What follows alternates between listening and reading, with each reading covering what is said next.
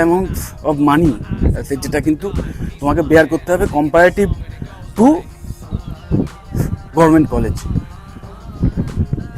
এবং মনে রাখবে, হার্ড অ্যান্ড মানি, বাবা মার বা বাড়ির গার্জেনের হার্ড অ্যান্ড মানি, সেইটাকে তুমি ইউটিলাইজ করছো ভবিষ্যতে যাতে ঠিকমতো দাঁড়াতে পারো। তো সেই মানিটা না খুব বেশি ওভার মিসইউজ করতে যেও না, কারণ প্রাইভেট কলেজে অ্যাডমিশন নেওয়াটা কাইন্ড অফ ইনভেস্টমেন্ট বলতে পারো।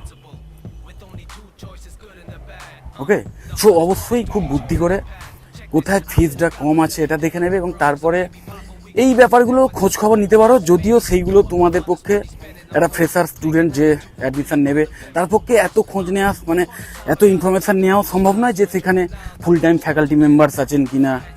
ওকে, এলিজিবিলিটি বা কোয়ালিফিকেশান ওয়াইজ ফ্যাকাল্টি মেম্বার মোটামুটি সব কলেজেই থাকে, কারণ না হলে কলেজে অ্যাপ্রুভাল পাবে না।